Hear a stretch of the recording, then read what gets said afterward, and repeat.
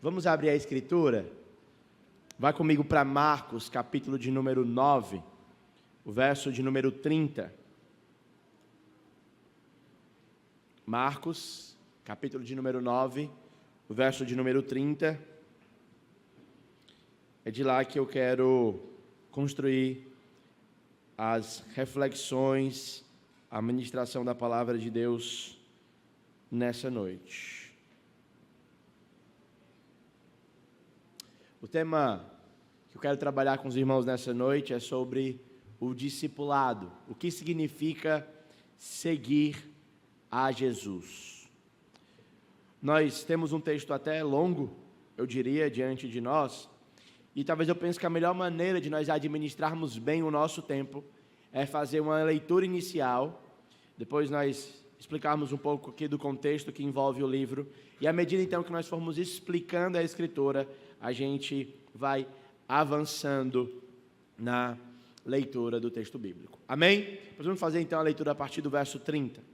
Diz assim: E tendo dali partido, passava pela Galileia, e não queria que ninguém o soubesse, porque ensinava os seus discípulos e lhes dizia: O Filho do Homem será entregue nas mãos dos homens e o matarão, mas 3 dias depois de sua morte ressuscitará.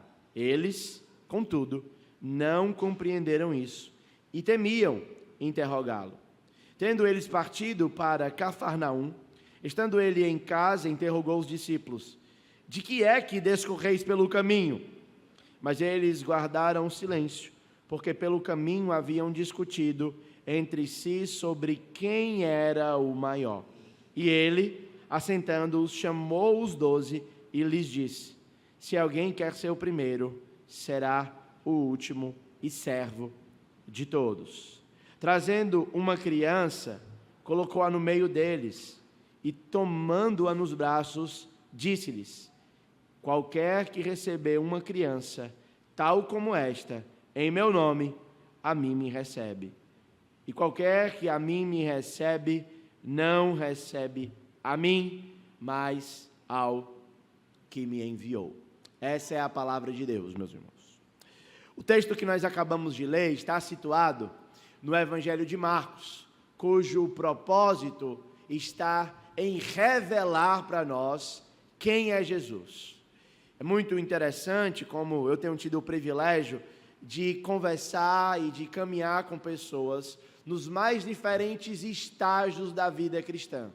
Alguns iniciando a sua caminhada, dando os primeiros passos, outros já na antessala da glória, perto de encontrar com o Salvador, do ponto de vista natural. Mas todos, independente da idade, da altura, da posição social, têm que lidar com essa que eu tenho dito vez após vez, é a maior pergunta e a mais importante da sua existência. Quem é esse homem? Quem é esse nazareno, ou galileu, ou belemita, que vem a nós e 2000 anos depois nós estamos reunidos, cantando canções que engrandecem o seu nome, seguindo ele, tomando decisões relativamente difíceis para demonstrar o nosso amor a ele. Quem é esse homem tão poderoso em si mesmo, capaz de dividir a história da humanidade a partir da data do seu nascimento? Ele é Jesus. Mas hoje eu não queria focar com você na identidade, no quem ou quem ele é. Eu quero tentar pensar com vocês no que significa segui-lo. E esse é o meu alvo nessa noite. Todos os textos que nós vamos ler, até o final do versículo 9, querem ajudar a gente a responder essa pergunta: o que significa seguir a Jesus? A partir de Marcos, capítulo 9, verso 30. Eles estão na parte final do seu ministério público. Eles estão indo para Jerusalém, como os irmãos bem sabem. E nessa caminhada a Jerusalém, havia muita esperança no coração dos discípulos. Os irmãos sabem que desde a investida de Nabucodonosor, Israel nunca mais se tornou nação livre. Mesmo hoje, essa realidade e esse anseio por libertação dos seus inimigos ainda continua assolando aquela nação. E uma esperança que é comum no coração dos judeus é a vinda do Messias. E esses discípulos, de modo especial, criam que Jesus era o Messias. E agora esse Messias está subindo para Jerusalém. Herodes ocupa o trono. Ele está governando a cidade. O trono que deveria ser de Davi, que deveria ser da tribo de Judá, está sendo ocupado por um romano. E aí você imagina os discípulos subindo para Jesus, subindo com Jesus para Jerusalém, reconhecendo que ele é o Messias. Ele tem uma expectativa. Davi, o pai desse homem, que ele é apresentado como filho de Davi, inclusive o cego Bartimeu o reconheceu dessa maneira, quando foi a Jerusalém, desbaratou todos os seus inimigos. Davi, quando seguiu, quando guiou o povo, foi um guerreiro muito bem sucedido. O que será desse Messias quando ele adentrar os portais eternos? Quando os portões da grande cidade se abrirem e ele entrar, como será que ele vai destronar César? Isso parece um pouco estranho quando a gente olha o versículo de número 30. Ele não queria ser reconhecido. E mais estranho ainda é o versículo de número 31. Porque ele ensinava aos seus discípulos que o Filho do Homem, na verdade, seria entregue. Que esse Messias, que esse filho de Davi, que esse guerreiro que eles tanto aguardavam, não ia matar, não ia desembainhar a sua espada, erguê-la contra os seus inimigos e destroná-los. Na verdade, esse guerreiro seria morto.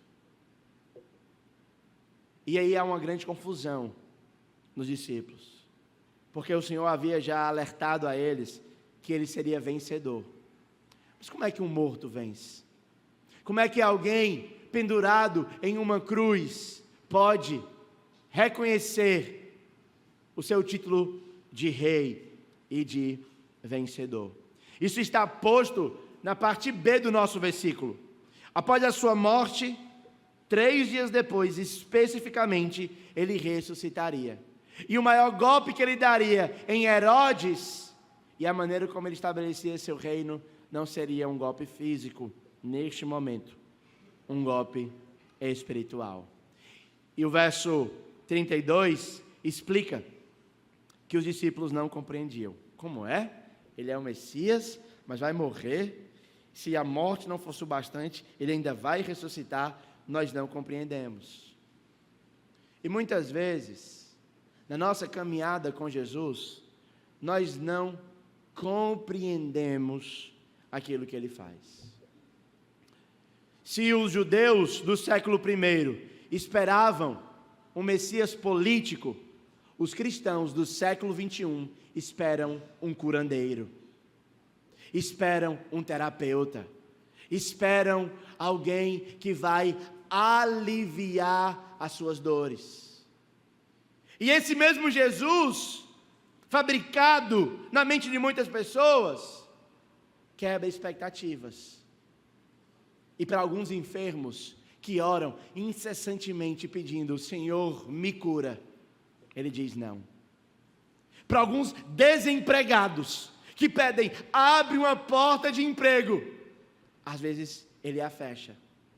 E assim como os discípulos que não compreenderam quem ele era e o que significa segui-lo, muitos cristãos da nossa sociedade, da nossa época e do nosso tempo não compreendem. O fato, meus irmãos, é que Marcos está mostrando que seguir a Cristo não é um caminho para a vitória, pelo menos não em termos humanos.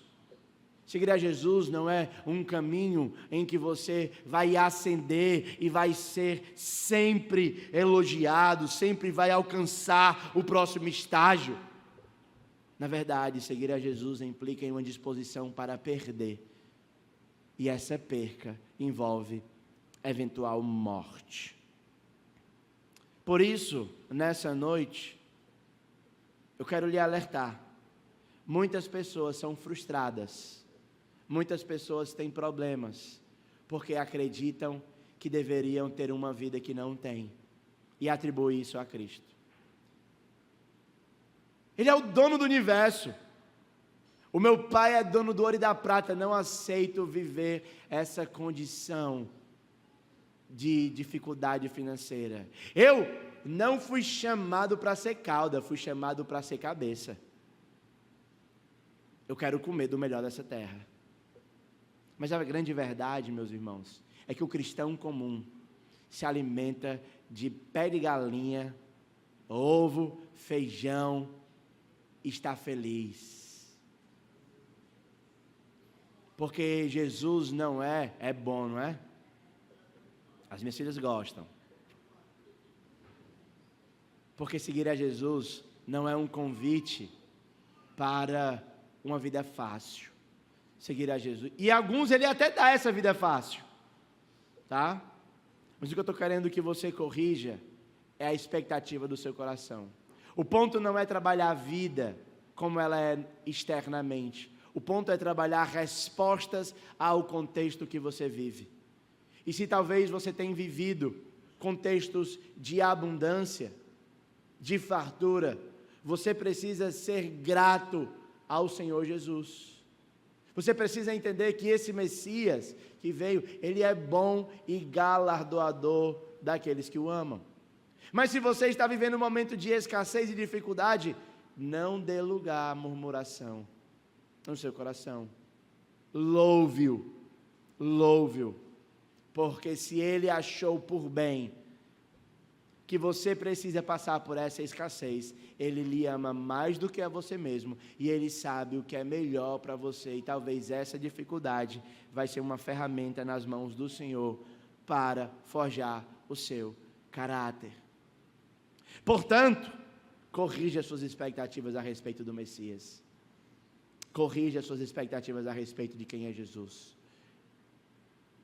Eu estou dizendo isso porque às vezes, não raramente, mas com muita frequência, na verdade, alguém justificando uma atitude antibíblica que vai contrário aos ensinos de Cristo, diz assim: eu vou fazer isso, né, pastor, porque o que Jesus quer no final das contas é que a gente seja feliz. Isso é felicidade. É o que você deseja no final das contas. Você é um escravo dela. A virtude, e a verdadeira virtude, consiste em fazer coisas desagradáveis. E seguir a Jesus, em muitas ocasiões, é extremamente desagradável. Extremamente desagradável. Ou que quem de vocês não queria poder, uma vezinha, vingar a pessoa que lhe fez mal? Falou: aquela bicha velha teve coragem de falar isso na tua cara e tu não disse nada. Pois se fosse comigo, eu voava nos cabelos dela e arrancava, tirava aqueles cílios postiços, aquelas unhas falsas.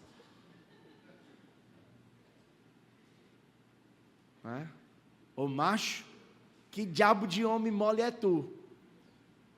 Se o cara faz isso comigo, é a última vez que ele o faz. A mãe dos dois, a mãe de um dos dois ia chorar essa noite, e com certeza não seria a minha. Já viu esse negócio? Pois é. Pois cristão, se a mãe de um dos dois precisar chorar, que seja a sua, porque você deu a outra face. Porque enquanto ela chora, no céu, se você é crente, em Cristo você se alegra. O plano cabal de Deus não é sua felicidade. O plano de cabal de Deus é sua santificação. E no processo de ser santo envolve você lidar com tristeza e frustração, com situações difíceis na sua vida. Amém, cristão? O texto segue. E agora, o que Marcos vai mostrar para a gente é que quando Jesus quebra a expectativa dos discípulos, geralmente há uma má compreensão. Então, no capítulo 8, verso 27, ele falou: tu és o Cristo, o Filho do Deus vivo. Ele explicou o que significa ser Cristo. Pedro disse: não seja tão duro consigo mesmo, Senhor. Então, o padrão que tem é: Jesus anuncia a sua morte, os discípulos ouvem essa anunciação e não a compreendem. E agora, Marcos vai mostrar para a gente como eles de fato não compreenderam o que significa morrer. E agora, no verso 33 ao 37, eles estão discutindo sobre quem é o maior no reino dos céus. E eles estão andando. A ideia aqui é que Jesus está na frente, os discípulos estão seguindo. E aí eles estão ainda subindo para Jerusalém. E aí os discípulos olham para o outro e dizem assim: macho. Eles não disseram macho, né? Eles não anunciaram isso. Mas eles disseram: macho, quando ele chegar lá e ele destronar Herodes, eu vou pedir para me sentar do lado direito dele. Vou ser um conselheiro lá principal. Talvez eu fique ali com uma parte legal para me administrar. Aí os outros começaram: não, cara, eu vou tentar fazer. Eu talvez possa ser ali o mão do rei, para dar uma referência aí da cultura pop. Quem pega essa referência, só para me saber? Pronto, todos vocês eu quero conversar no final do culto, tá bom? Mão do rei, não pegou essa referência? Não, mão do rei. Mão do rei, membros do pequeno conselho. A ideia é que está havendo aqui uma conspiração entre os discípulos para saber quem vai ocupar as posições de destaque. Só que o verso 34, melhor dizendo, há um contraste. E eles guardavam o silêncio, porque eles estavam discutindo entre si quem era o maior. Parece que embutido no silêncio deles estava uma compreensão de que eles sabiam que era errado, de que eles sabiam que não deveriam estar fazendo isso. E Jesus, no verso 35, como um bom mestre, se assenta, chama os 12 e diz: se alguém quer ser o primeiro, será o último e servo de todos. E então ele vai ilustrar esse ensino trazendo uma criança. O grande ponto que Jesus está fazendo aqui é que, se na primeira porção ele redefine o que devem se esperar do Messias, agora ele vai definir o que deve se esperar dos seguidores do Messias. E os seguidores do Messias não devem estar buscando a grandeza errada. Algumas pessoas, explicando esse texto, ensinam o seguinte: os discípulos não devem buscar a grandeza. Mas esse não é o ensino do texto. Na verdade, Jesus está ensinando, eles devem buscar a grandeza. Mas ele está redefinindo o que é que significa ser grande. E ser grande não significa poder ou influência. Ser grande não significa posição. Ser grande significa serviço. Ou melhor, a disposição para servir. Ele então redefine o que é grandeza. Ele não anula a grandeza. E talvez nesse sentido, a minha exortação para vocês nessa noite não queira ser grande. Na verdade, eu digo, queira ser grande, mas queira ser grande a partir da ótica do Messias. E quem é grande para a perspectiva do Messias? Quem serve, quem se faz como pequeno. O grande ponto aqui do texto, meus irmãos, é que Jesus, o Senhor, não vê como os homens veem. E para ilustrar isso, nós podemos lembrar, por exemplo, da eleição de Davi, ou da unção de Davi como rei. Vocês lembram disso? Então chega o seu irmão, Joabe, bonitão, forte. Chega lá Joabe, e o primogênito, um bom guerreiro, pelo que sabemos. Não tão bom, porque quando Golias vem, ele está lá meio, né? Está lá no meio da galera, vem, pode vir. E escondido lá, meu valente, não é? E aí Samuel diz, é esse aí, não é? Esse é bonito, ele é forte, não é? Ele usa óculos pretos, está de camisa azul, calça preta. Bonito. Aí o Senhor diz para Samuel: o Senhor não vê como o homem vê. E aí escolhe o menor da casa de Jessé. Seu nome? Davi. O menor da casa de Jessé, o maior rei da história de Israel. Pensa comigo, por exemplo, em João Batista, que também diz: importa que ele cresça e que eu diminua. E João Batista se fez pequeno. E o que é que o Senhor disse sobre João Batista? Entre os nascidos de mulher, não houve ninguém maior do que João Batista. Então o problema não é com a grandeza. O problema é com a grandeza compreendida de modo errado. Se você quer ser grande, se faça pequeno e sirva aos seus irmãos com interesse de coração. Então, toda igreja, meus irmãos, ela é composta pela disposição de serviço de alguns. E, historicamente falando, quando nós temos grupo de pessoas servindo, nós temos algumas pessoas insatisfeitas, cansadas, algumas pessoas frustradas com o tipo de serviço. E aqui eu não quero trazer um pano quente para os erros que eventualmente nós como igreja temos cometido com você que serve, mas eu quero tentar ajustar o teu coração que tem servido na cantina, seja qualquer ministério, e está cansado e está frustrado. Lembra, você não serve a homens. Lembra, você serve ao Senhor. E para ilustrar isso, eu tenho uma história fictícia de Pedro. Então, essa história não aconteceu de fato, ela é ficção, é uma criação criativa, tá? Vou dizer isso para depois o pessoal vai dizer: pastor, qual é aquela passagem de Pedro que é muito legal? Então, não é uma passagem, tá? Então, conta a história que Jesus estava com os discípulos numa manhã e disse assim: Pedro, pega uma pedra e carrega para mim, Pedro. Aí ele disse para cada um dos discípulos. Aí Pedro pegou uma pedrinha bem pequenininha, aí estava carregando, brincando assim, para cima, andando. Quando chegou na hora do almoço, o Senhor disse: vamos, meus discípulos, vamos nos assentar. Aí Jesus disse: pegue a sua pedra. Aí Pedro pegou a sua pedra e disse: pronto, eu transformei ela em pão, esse vai ser o almoço de vocês. Aí Pedro viu a pedra bem pequenininha, comeu, ficou um pouco triste, meio chateado. Aí Jesus disse: agora tudo bem, gente, pegue uma pedra e carregue ela para mim. Aí Pedro: rapaz, eu me dei mal no almoço, mas no jantar eu vou lavar a égua. Aí ele pegou uma pedra bem grandona. A pedra tinha que carregar aqui no ombro, ó, pesada. Aí Pedro já às 5 horas, disse assim: rapaz, dá meia-noite, não dá 5 horas da tarde. Aí quando deu 5 horas, Jesus olhou para os discípulos e disse: cadê a pedra que eu pedi para vocês carregassem? Aí Pedro: está aqui, Senhor, está aqui, animado. Aí Jesus disse: pronto, pode jogar essa pedra fora. Aí Pedro: como é, Senhor? O quê? Está errado. De manhã eu peguei uma pedrinha pequena, o Senhor transformou ela em pão. Aí eu comi bem pouquinho, agora que eu estou com fome. Essa tu vai gostar, Lucas. Agora que eu estou catabolizando,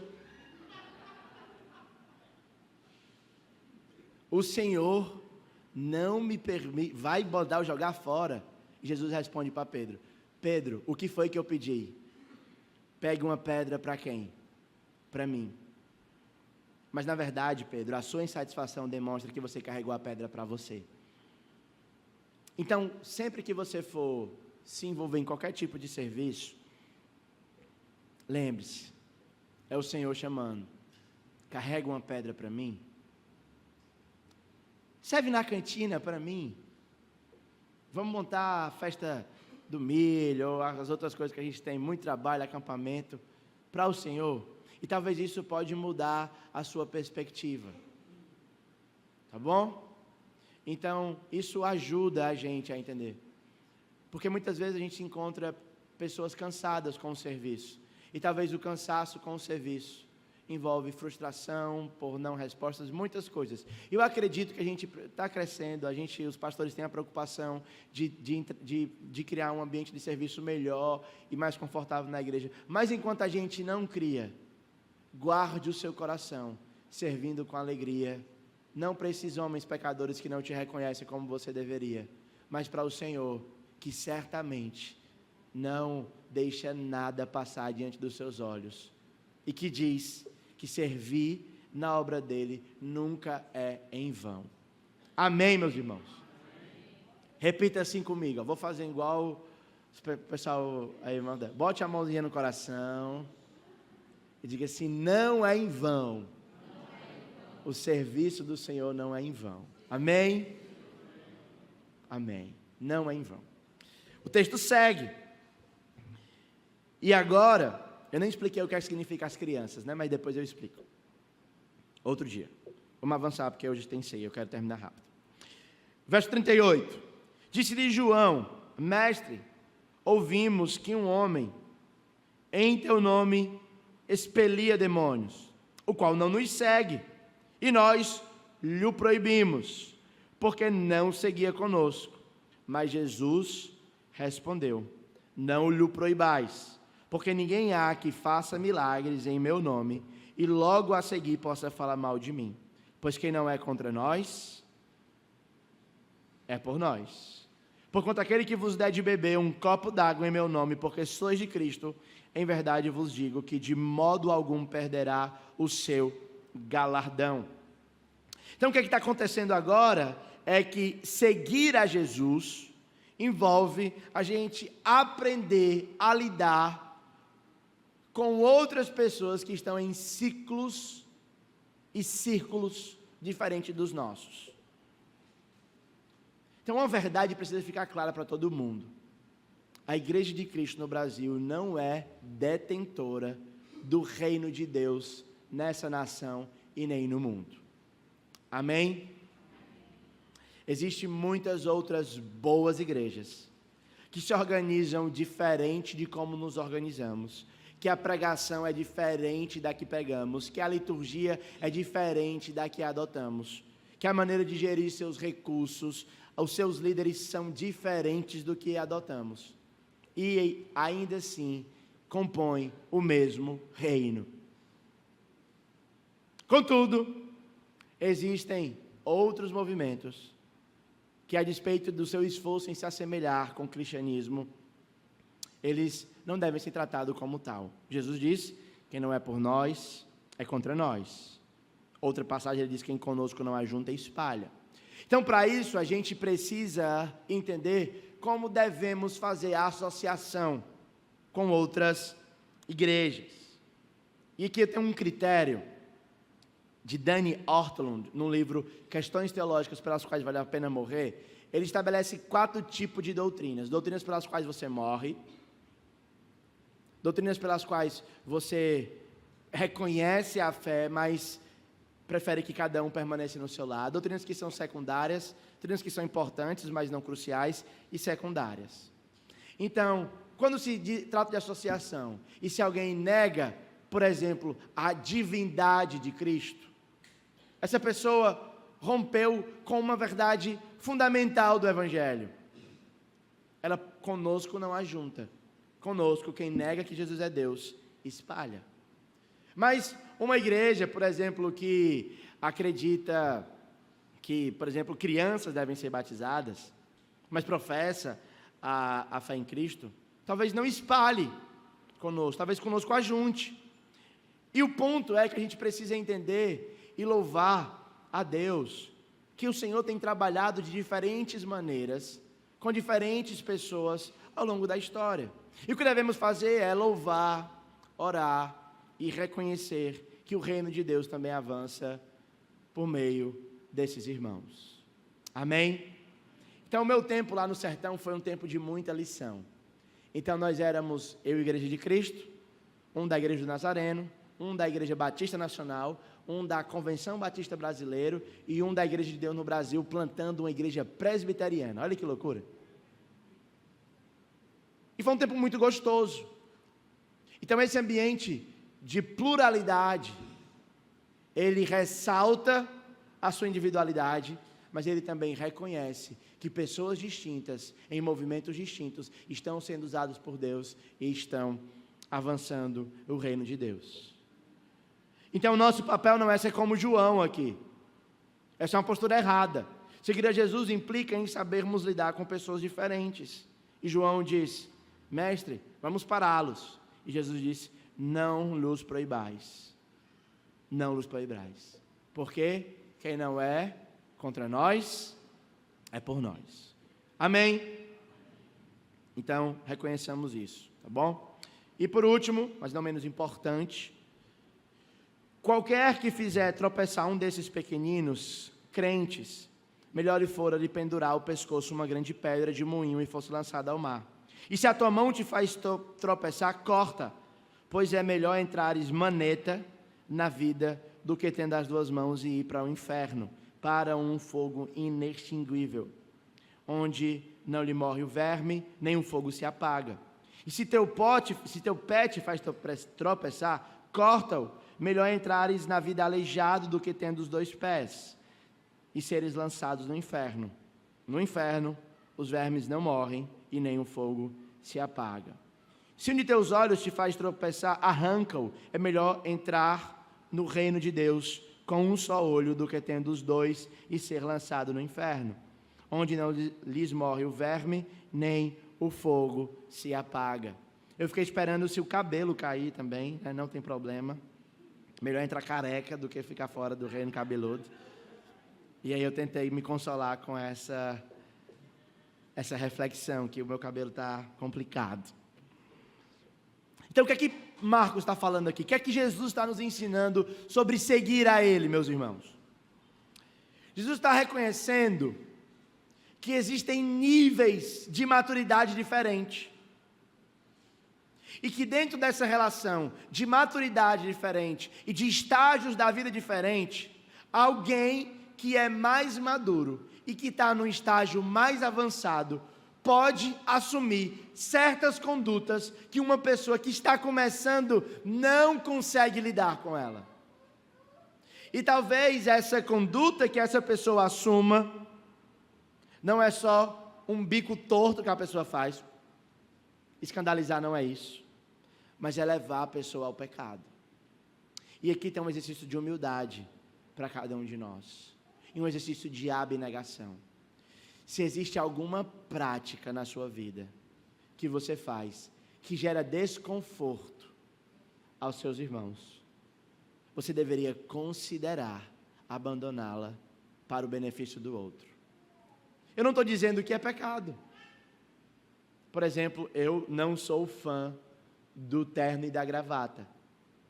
Mas, eventualmente, quando alguém me convida para pregar em uma igreja, que eles têm esse costume, eu não vejo nenhum problema em utilizar o terno. Eu estou tentando usar aqui um assunto que não é tão alvo de polêmica, para ilustrar.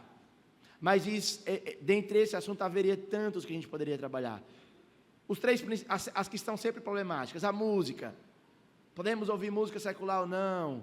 Não é? Questão da bebida, alcoólica, como é que isso funciona dentro da igreja, tatuagens, todas essas coisas da liberdade cristã. E o meu ponto não é construir uma reflexão, uma resposta bíblica a partir disso. O meu ponto é que no coração do que é mais maduro, deve haver a disposição de usar da sua liberdade para o benefício do outro. Alguém diz: pastor, mas eu vou viver pautado pelo que os outros pensam. Em um sentido, sim, porque você vai abdicar da sua liberdade para o benefício do outro. Mas você é livre para fazer tudo o que você quiser. Algumas coisas não convêm, mas outras convêm. E diante de Deus está tudo bem com algumas delas. Mas talvez o problema não seja entre você e Deus. Talvez o problema seja entre você e o seu irmão. E o alerta que existe do texto para nós é que o maduro ou fraco, isso está das duas pontas, ele pode usar da sua liberdade para fazer o outro tropeçar. E o ponto do texto é que seja você alguém que se incomoda com tudo, seja você alguém que não se incomoda com nada. Se você fizer o seu irmão tropeçar, você está correndo um risco muito sério. A advertência é muito séria. Ao ponto dele usar 3 ilustrações que são extremamente radicais. arranca a mão, arranca o pé, arranca o olho. Não por causa de que você vai ferir ou desagradar a Deus, mas por conta de a sua postura pode levar um irmão que não tem a mesma estrutura que você a cometer pecado. Conversando certa vez com... eu não vou usar esse exemplo não, que aí vai dar problema depois. Então, eu queria exortar os irmãos nesse sentido, queria encorajar os irmãos nesse sentido. Nós vivemos em uma comunidade, e nós reconhecemos que é uma bênção a vida em comunidade. E a vida em comunidade implica em eu abrir mão do meu direito para o benefício do outro. E aqui, gente, não é uma abertura de mão no sentido de um peso. Ai, eu queria tanto fazer isso, mas não posso. Mas é alegre. Voluntariamente, você abre mão das suas preferências ou da sua liberdade, que, de novo, podem até não desagradarem a Deus, que de novo podem até não desobedecerem a palavra, mas se tem algum irmão que não sabe lidar com isso, porque você ama mais o seu irmão do que a sua satisfação, você alegremente vai abrir mão da sua liberdade. E finalmente, o verso 49 e 50, ele diz o seguinte: porque cada um será salgado com fogo. Bom é o sal, mas se vier a tornar-se insípido, como lhe restaurar o sabor? Tende sal em vós mesmos, e paz uns para com os outros. Tem sido o objetivo, o pastor Mano tem nos encorajado a cada vez a investir em discipulado, esse foi o alvo, e a gente tem tentado construir cada vez mais uma membresia saudável, relacionamentos vivos entre irmãos, e parte disso envolve não somente a liderança, os pastores empurrando a igreja, mas parte disso envolve cada membro que decidiu se aliançar nessa comunidade, decidir que vai buscar ser um crente mais piedoso, não somente por causa de si, mas que a sua busca e a sua devoção vai beneficiar os outros, que a sua graça, que o seu anseio de servir, que o seu anseio de amar, de se relacionar com os outros, mesmo quando eles pensam diferente de você, vai salgar a vida das pessoas. E quando nós começarmos a salgarmos entre nós mesmos, nós estaremos preparados para salgar o mundo lá fora. E para isso a gente precisa ter uma disposição, meus irmãos, de abrir a nossa vida, de abrir mão de algumas liberdades, de se dedicar ativamente para o benefício do outro, seja no ministério infantil, seja no ministério de louvor, seja em qualquer ministério, que a gente ame não somente a Deus sobre todas as coisas, mas que a gente ame o próximo como a nós mesmos. Essa é a razão pela qual nós estamos aqui reunidos diante da mesa do Senhor. A mesa do Senhor é um convite que nós temos à comunhão, é um convite, é um momento em que nós paramos e dizemos: eu não sou sozinho nesse mundo, eu não sou o único maluco que entrega a vida para um homem que viveu há 2000 anos atrás e faz loucuras por causa dele. Tem outros loucos junto comigo. E esses loucos partilham desse pão, bebem desse vinho e reconhecem a fé comum que têm. Por isso, meus irmãos, enquanto nós pensamos na ceia, em relacionamento, lembramos da morte de Cristo, lembremos que Cristo não morreu para te salvar, Ele morreu para nos salvar. Lembremos que você não é a igreja, o que você pode ser no máximo é um membro da igreja, nós somos a igreja. O plano e projeto de Deus é uma comunidade. E eu falei para vocês no começo que o tema do meu sermão era o que significa seguir a Jesus. E o que significa seguir a Jesus, meus irmãos, é que a gente tenha disponibilidade para amar e servir os outros. Por isso, nessa altura do campeonato, eu queria encerrar o sermão convidando você a abrir a sua casa. Não deixar aberto, chegar em casa, vou deixar aberto, não faça isso. Mas abrir a sua casa para os outros irmãos. E se talvez, você que está aqui na igreja há um bom tempo, você olha para alguma pessoa que já está aqui na membresia há muito tempo e ainda não a recebeu em sua casa, eu queria te desafiar nessa noite. Convide um irmão que você não tem tanta intimidade para tomar um café com você, para ir no shopping, para fazer alguma coisa juntos, para ir para a academia talvez, correr 5K, no domingo 4 horas da manhã. Só não me coloque entre essa lista, por favor. Não é? Comer um bolo. Vai, né? Pizza. Cachorro quente, assistir filme, jogar videogame, bater racha, pintar unha, fazer sobrancelha, fazer mecha, orar,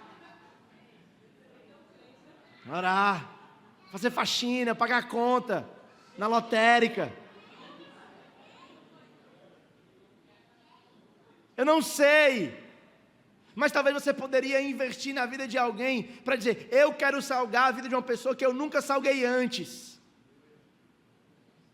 Salgar no bom sentido, tá? Né?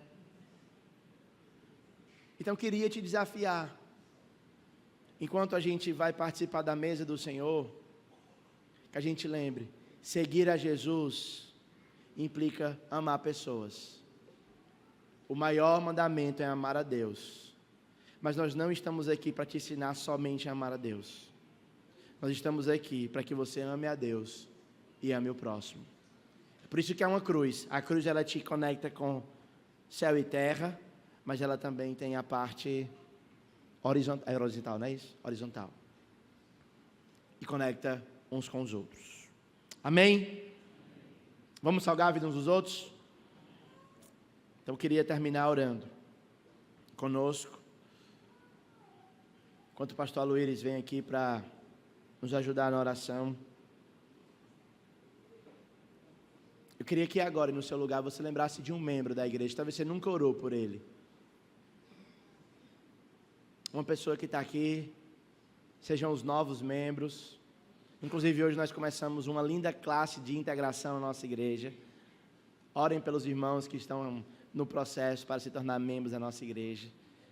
Há pouco tempo nós recebemos outros 3 membros, também com muita alegria. Já estão entre nós, assistindo entre nós.